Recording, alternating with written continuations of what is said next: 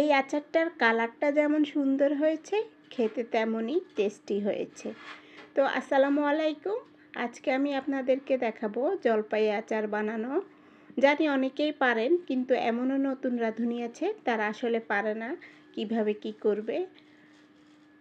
তাই ঘরে থাকা সামান্য উপকরণে কোনো ঝামেলাবিহীন ছাড়াই এই আচারটা তৈরি করব।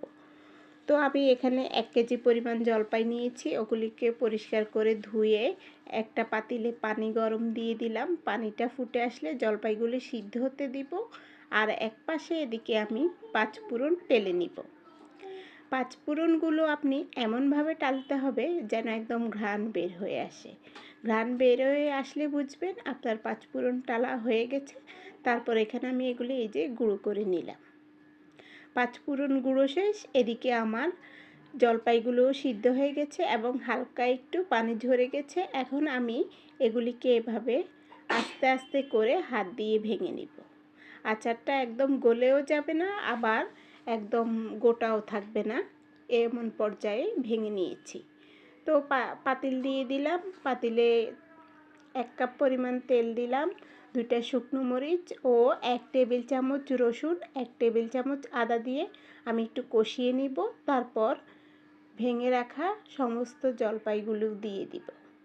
জলপাইগুলো দেওয়া শেষ হয়ে গেলে ভালো করে এগুলি নেড়েচেড়ে তেলের সাথে একদম ভালো করে একটু কষিয়ে নিব। কষিয়ে নেওয়ার পর এখানে আমি 1 চা চামচ হলুদ গুঁড়ো দিয়ে দিলাম এবং 2 চা চামচ মরিচ গুঁড়ো দিলাম। আপনারা যদি ঝাল বেশি খেতে চান সেটা ওই হিসাব করে দিয়ে নেবেন। তারপর দিয়ে দিলাম 2 চা চামচ লবণ ও 1 চা চামচ ধনিয়া জিরা গুঁড়া। তারপর এটাকে ভালো করে কষিয়ে নিতে হবে। ভালো করে কষে আসলে এখানে আমি 1.5 কাপ পরিমাণ চিনি দিয়ে দিব। চিনিটা দেওয়ার পরে আস্তে আস্তে এটাকে জাল করে নিতে হবে অনেকক্ষণ সময় ধরে। আগুনটা কিন্তু বেশি বাড়ানো যাবে না। এই যে হয়ে আসছে, এখানে আমি 5 ফোড়নগুলো দিয়ে দিলাম। তারপর আরও বেশ কিছুক্ষণ নেড়েচেড়ে এভাবে তেল উঠে আসলে কালারটা চেঞ্জ হবে। দেখেন মাশাআল্লাহ এত সুন্দর কালার আসছে, আর সেই সাথে খেতেও এত মজা হয়েছে।